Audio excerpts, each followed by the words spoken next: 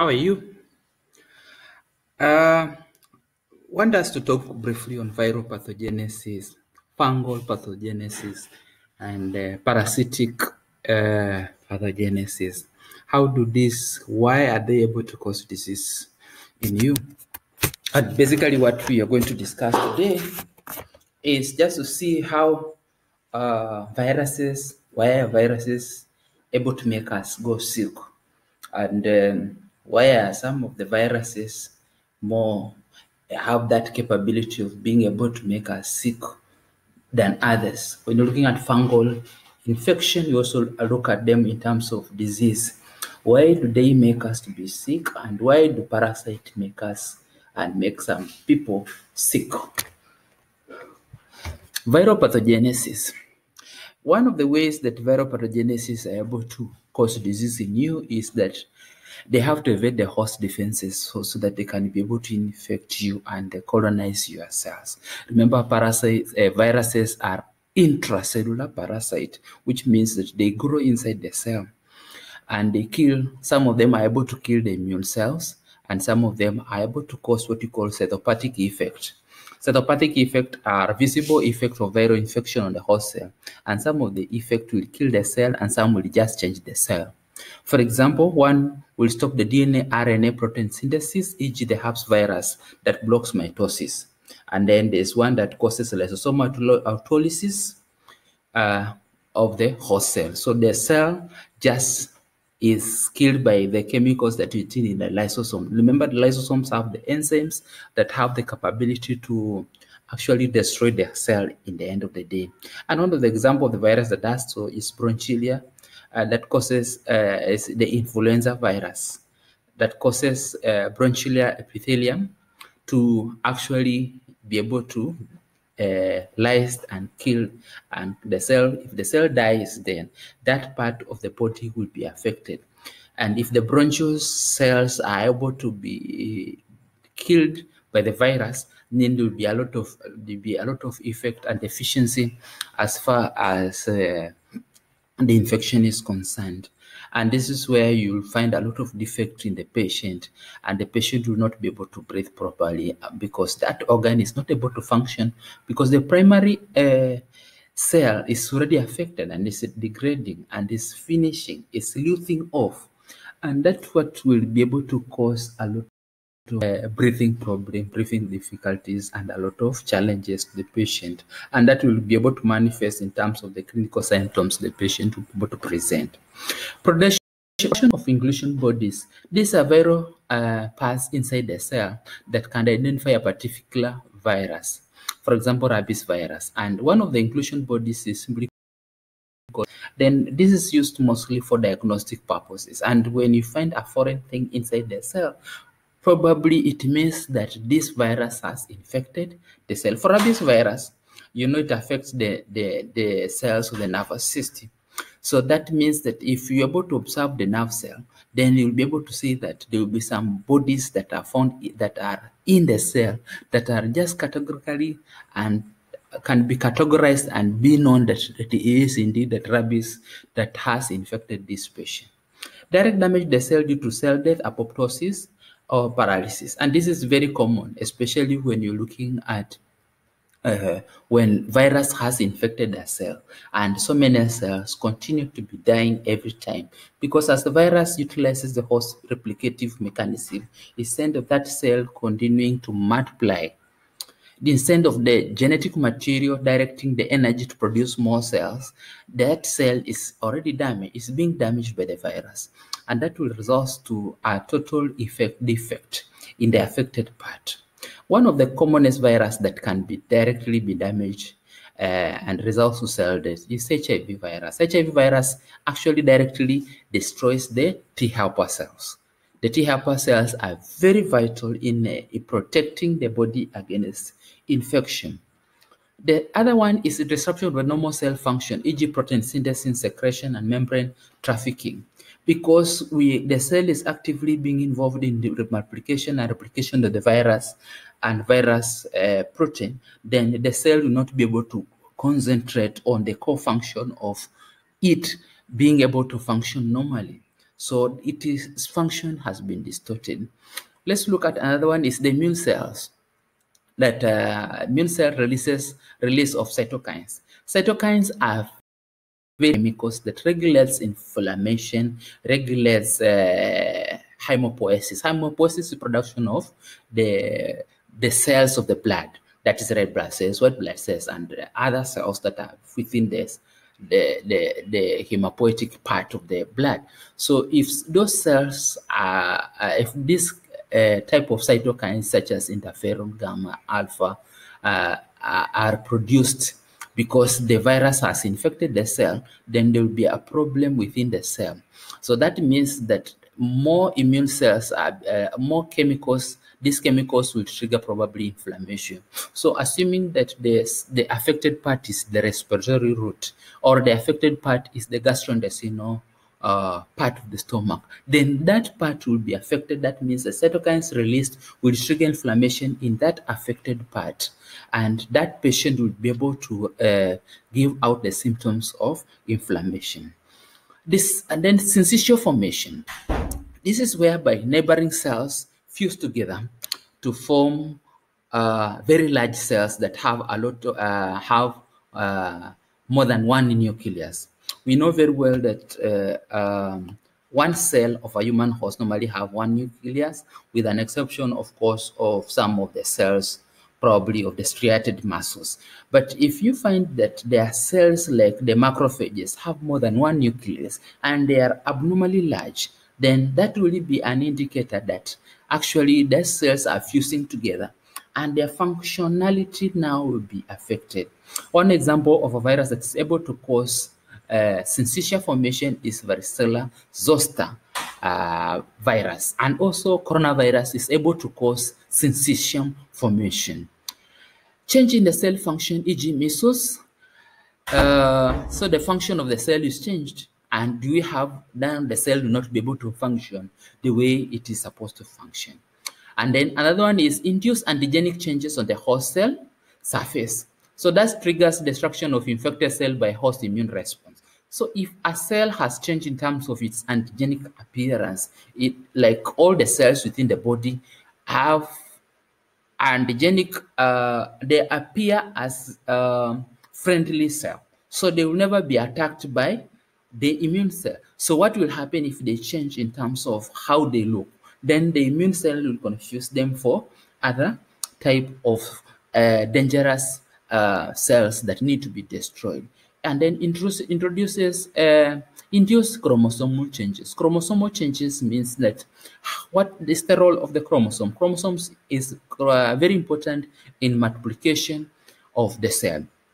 If the chromosomes are changed, then this may result to transformation that now may activate what we call oncogenes, resulting to loss of contact or inhibition in terms of multiplication. If this cell continuously multiply within the cell, within the host cell, this will be a very big problem, and it's very common around with papilloma virus, and then the herpes virus that causes vaginal warts, anal warts for those who are gays, and this is very, very common problem, especially among the immunocompromised, because the immune response has been affected, and that means that these cells are not able to recognize, they are not able to recognize and regulate some of these cancerous cells, because if your immune system is very strong, then the virus will not be able to establish itself within you, because the immune cells are very active trying to eradicate and kill this type of cells that are trying to metamorphosize and cause a lot of abnormal multiplication. Immune response of the virus infected cell is also one of the outcome, and this results to production of cytokines, and cytokines are a group of chemicals that actually are able to signal and mediate immunity and inflammation. And one of the commonest things that will not want to happen is abnormal inflammation, which is one of the outcome of any infectious disease. If an infected cell triggers, let's say, the macrophages, is able to release a cytokine a form of a chemical that is grouped under the cytokines, then it may trigger inflammation. And if that inflammation is occurring in any part of the body that the virus has affected, then there will be a problem. So I want you to look at the replicative cycles of the viruses so that you'll be able to understand how do they replicate. How do DNA virus replicate? Do they replicate inside the nucleus or outside the nucleus of the host cell or within the cytoplasm? Do envelope viruses exit the host cell through budding or do they exit through lysis? And that is a very important part that you need also to understand. So let me just look at and explain to you how does coronavirus make you to feel sick, and why do people get so many complications when they have coronavirus. And this is one of the objectives of us, me performing this learning resource for you, because as at now, you're not able to have a one-on-one interaction with you simply because we have corona epidemic. And it's a pandemic, not epidemic, because and pandemic means that it's worldwide. So every country in Kenya is really scared of this virus. So let's just understand what coronavirus is. Coronavirus is an RNA virus, for a simple way. So that means that it is going to replicate inside the cytoplasm. It's not going to replicate within the nucleus. So it has receptors for attachment, and these receptors are contained, like, you know what coronavirus means. Corona means it has a crown. It has some spikes, like what you can be able to see if you're going to look at the shapes of the coronavirus. It has some spikes. So this, within the spikes, there are receptors for attachment and exit infected cells through the budding, because it is enveloped, therefore it needs to exit through budding. So the virus spikes protein attaches to an AC2 receptor on the cell surface of respiratory epithelial cell. Remember, this is a respiratory, it causes a respiratory infection. So infected cells become vacuolated, shows damaged cilia, and may form syncytia. Syncytia means that there are several cells that have been, an infected cell fuses together with an uninfected cell. So by fusing, it makes it easier for that virus to move from the infected cell to uninfected cell and continue to colonize that cell that has not been infected. This may lead to cell damage, and this may lead to also production of inflammatory chemical mediators called cytokines that we have discussed before, which increase nasal secretion and cause local inflammation and swelling. And this is the severe form of the virus. And for sure, this is what makes most of the patient go to be taken to the ICU, have to be put on ventilators so that we can help them be able to breathe, because if the alveoli have been inflamed, then oxygen perfusion is not going to be very, very effective. So these responses in turn stimulate sneezing, obstruct the airway, and raise the temperature of the mucosa. As the virus bursts out, it induces an infected cell to fuse with the neighboring infected cell, promoting syncytium and virus spread. That has been repeated, but it is also an emphasis that you need to know that once macrophages, which, if, for example, if the epithelium cells are being able to be affected, then they fuse together with other cells, then that would be a problem. If the macrophages get infected with this virus, then the macrophages fuse together with other cells. Actually, many macrophages fusing together may cause blockages of the respiratory route, and actually this would be a very big problem for the patient. So in a nutshell, that is how we can be able to understand how does coronavirus cause problem to the patient, and why are we scared of this virus. So I'll give you another task so that you can try just to describe the pathogenesis of HIV. Maybe in a very simple term, I can say you need also to understand the replicative mechanism of HIV. Which cell does this virus infect? What will happen to the infected cell? So the same applies to hepatitis B virus. You can also look at other viruses that are common, like the herpes viruses the virus that cause cancer. And you'll be able to understand that indeed viruses are causing a very big menace in our patient. And accordingly, you're going to understand why in future you need to give which drug to such a problem. Remember, drugs for HIV are quite in a very organized way that they look at the cycle, and in each cycle there's an enzyme, and each an enzyme can be inhibited by a specific drug. And that's why it is very important for you as a nurse to understand the replicative mechanism of the virus, for example HIV, so that now you understand in each stage how are you going to overcome each stage, which drug is very effective for each stage. Let's look at fungal infection. For this case, called mycosis. I will not talk too much because under this slide, under the nose, which you'll be able to get in MLM, you're going to get some few description of how fungal infection come about. We have superficial mycosis, cutaneous mycosis, subcutaneous mycosis, systemic mycosis, opportunistic mycosis, fungal toxins, and allergy.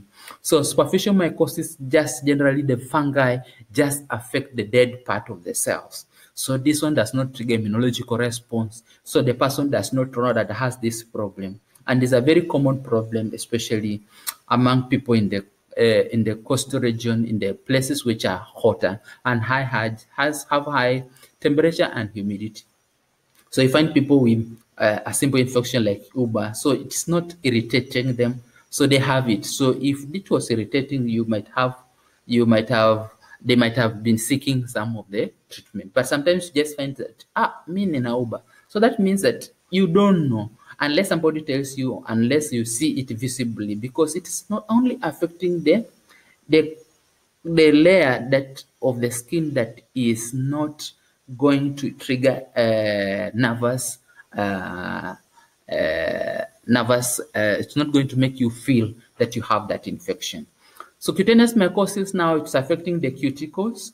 So this one will trigger some of the infection, some of the senses. And then subcutaneous mycosis, now it needs to be traumatically be implanted.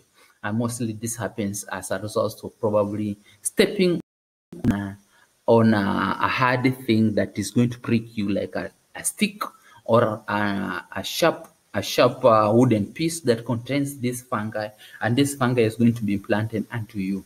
Systemic mycosis simply means that it's going to be probably inhaled, and then within the inhalation, then it's going to establish itself within the lungs, then spread through the system, through the circulatory system, the blood circulatory system. And this is very common among the patients who are immunocompromised, because all the time the fungi is producing the spores. Remember, these spores are the seeds that are able to germinate. So the moment you inhale them, then they are going to be able to establish themselves within your system. Maybe when you'll be able to see my slides later, and maybe if you have a problem in understanding whatever I'm saying, I'm going to have another presentation on fungal mycotic infection, or fungal infection, simply called mycosis. Then you'll be able to understand. Opportunistic mycosis means that it only affects people whose immune system is weak. So that means that if you have HIV, you are diabetic, you are very old, or children, or maybe you are on immunosuppressive drug, then that means that probably the chances of you getting opportunistic infections are high. And maybe if you're pregnant, one example of opportunistic mycosis is candidiasis. And this is very common among pregnant women, because as they become pregnant, hormonal changes and so many other changes actually triggers chances of these mothers being infected by candidiasis. Fungotoxins are very common. We have heard about aflatoxin. We are going to hear about patulin. We are going to hear about so many other ingestible toxins through food. So like if you eat maize that has had mold that has grown on it, probably you might get aflatoxin. And this is quite a very big problem for all of us. So let me just switch the autoclave this other side, and then I'm coming, we continue.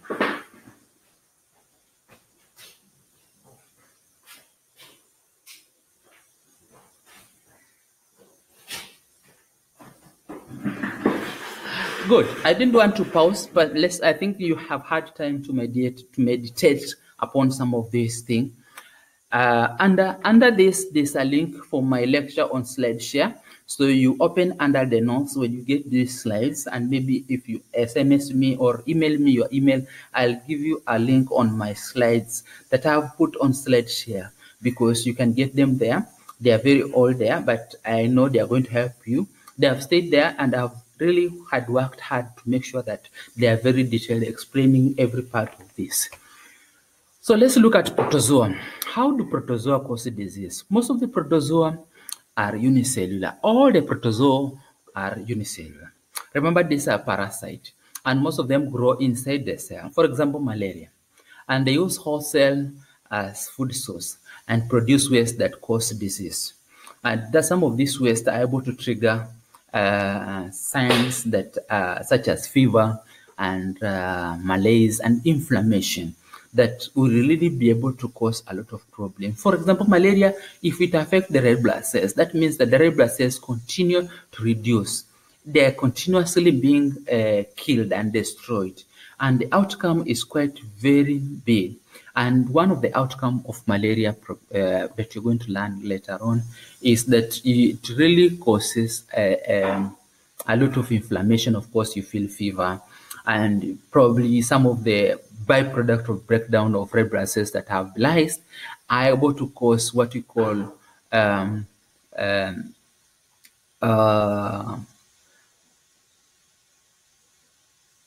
maybe I'll be able to talk about that later on. Let's talk about helminths. All have black water fever. I've remembered that term. So it causes black water fever simply because you're urinating very dark urine because of breakdown of red blood cells. So let's look at helminths. All have well-developed systems, and most of them are active feeders.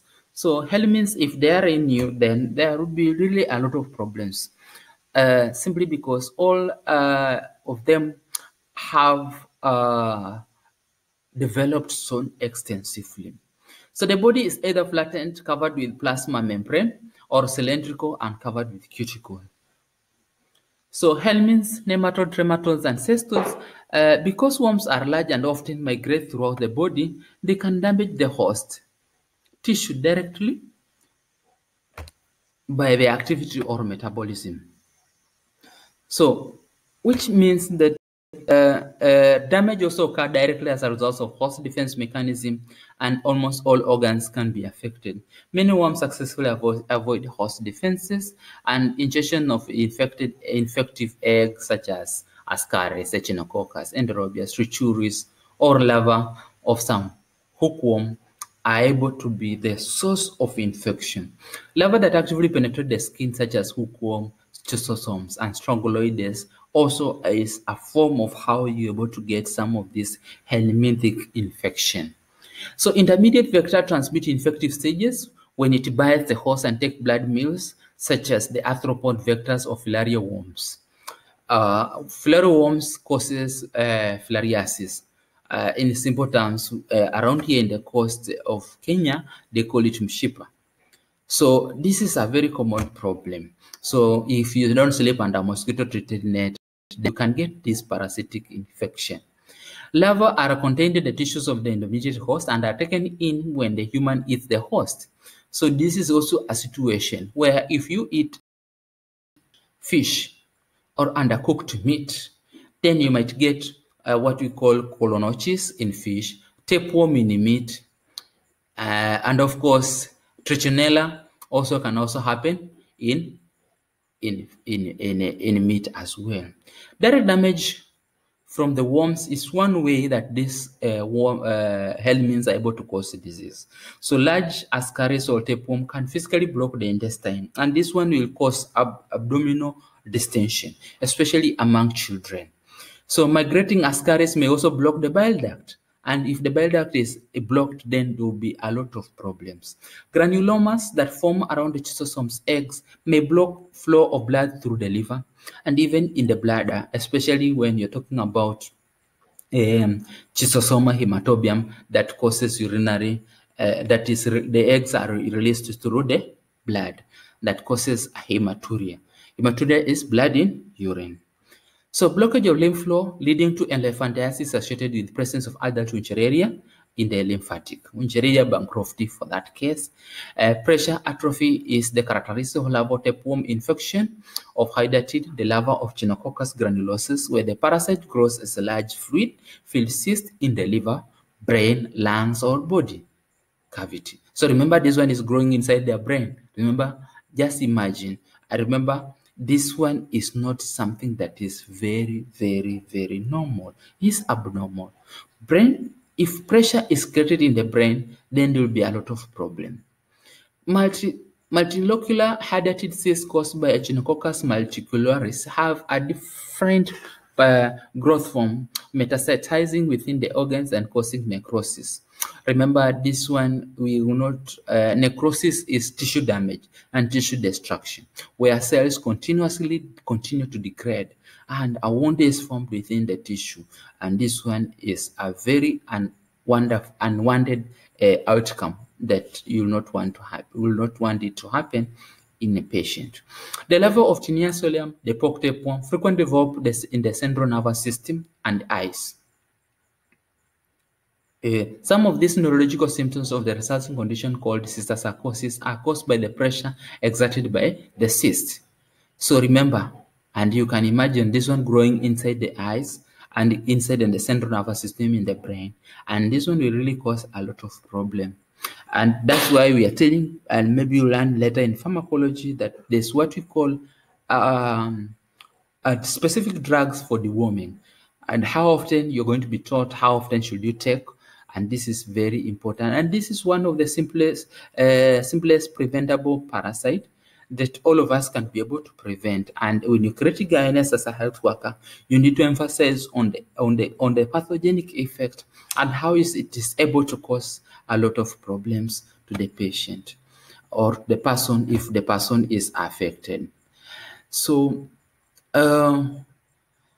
intestinal worms cause a variety of pathological changes in the mucosa, some reflecting physical and chemical damage to the tissues, others from pathologic responses.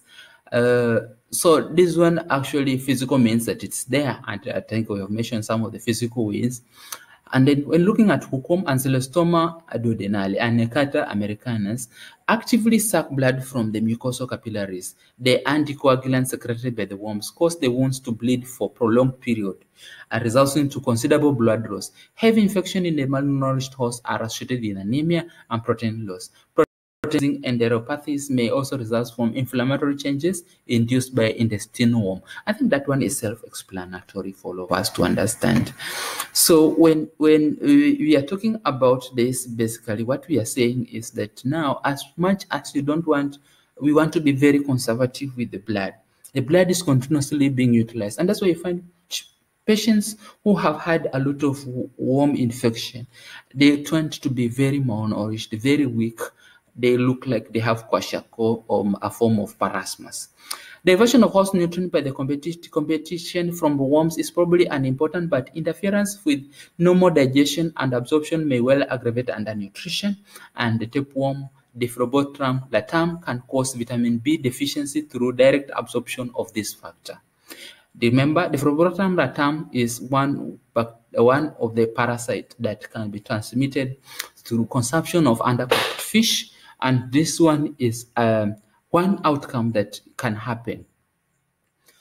So many helminths undertake extensive migration through the body tissues, which both damage tissue directly and initiate hypersensitivity reaction. The skin's lungs, liver, and intestine are the organs most affected. Petechial hemorrhages, pneumonitis, eosinophilia, urticaria, and pruritus, organomegaly, granulomatous lesion are among the signs and symptoms produced during these migratory phases.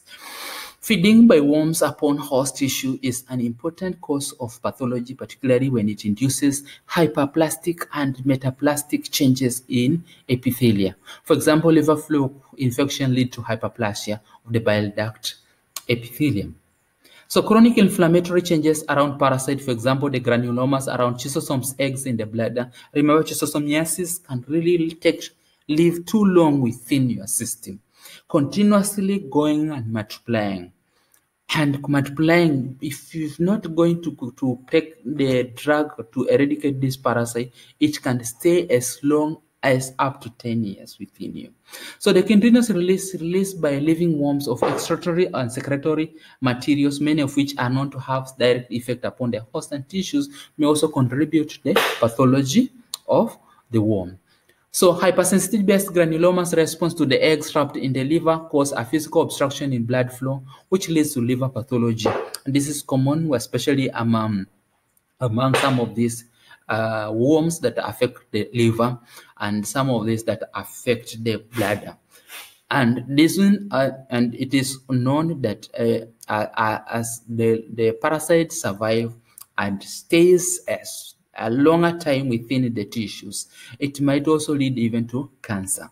And you have cases of people who have had schistosomiasis as a result of bilharzia infection and having developed what we call the cancer of the bladder. So hypersensitivity-based inflammatory changes probably also contribute to lymphatic blockage associated with filarial infection. So this one is very common. Brugia malaria, Wuchereria bancrofti also cause some of this big problem.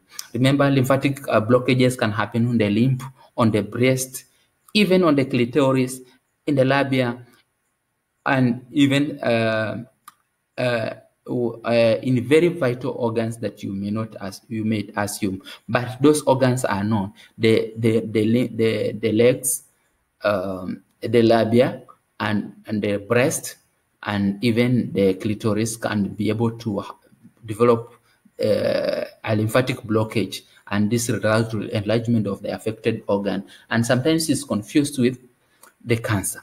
So immune-mediated inflammatory changes occurs in the skin, liver, intestine, skins, CNS, and eyes as one migrate through the structure. Systemic changes such as eosinophilia, edema, and joint pain reflects local allergy responses to parasite. So the pathologic consequences of the immune-mediated inflammation are seen clearly in the intestinal infection. For example, when you're looking at Strongyloides sacchariaris and Trichinella infection. Structural changes also such as villus atrophy. So the villi of the small intestine lining the small intestine atrophy. So that means that they are destroyed. So the permeability of the mucosa changes and fluid accumulates in the gut lumen, and the intestinal transit time is reduced. So this one may lead up to diarrhea, or if these organs have been affected, maybe even somebody can be able to be diarrheaing mucus, blood, or pus in the end of the day. So prolonged changes in this type may lead to protein losing to enteropathy, the inflammatory changes that accompany the passage of schistosomes eggs through the intestinal walls also cause severe intestinal pathology. Heavy infestation or with the whipworm Trichuris in the large bowel can lead to inflammatory changes resulting in blood loss and rectal prolapse. Rectal prolapse is very common, especially among children. So you'll find that mtoto ameenda choo lakini huko nyuma kumekataa kurudi. So that means that it has to be taken to the hospital so that it can be able to be helped. So that rectal prolapse is normally inflammation of the rectum, and that means that the muscles holding the rectum become weak, and then they let loose the rectum now comes out. So the fact that many worms are extremely long-lived means that inflammatory changes become irreversible, producing functional changes in tissue. So that means that most parasites stay too long to you if you've not taken any and the helminthic drug. So 3 examples of hyperplasia of bile duct and in the long-term liver fluke infection. So liver fluke is one parasite that can live long.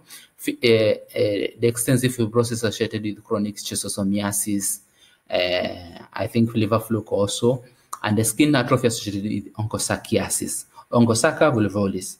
So severe pathology may also result when worms stray into the abnormal body tissues. That means that if the parasite affects the GIT, then abnormally goes into the liver, then it will cause very severe pathology and may cause even liver inflammation, and the outcome will be very severe. So I'll also direct you for further reading. So that marks my end of talking today. I'll direct you for further reading in these places. You can take your notes and write them somewhere, or if you have only seen this on YouTube, then you can also send me a message. I'll forward you this slide. Then you can also click on this. You can also visit my slide share. Subscribe in my channel on YouTube so that you can continuously learn and understand some of these microbial pathogenesis. Understand why do bacteria, why do viruses, why do fungi, why do a parasite able to cause disease. And this is what I've discussed in a nutshell. I want my students to be able to reach me and have more discussions on MLM so that we can talk more and explain to you areas that you do not understand, ask questions on the chat under the MLM or North Coast MTC.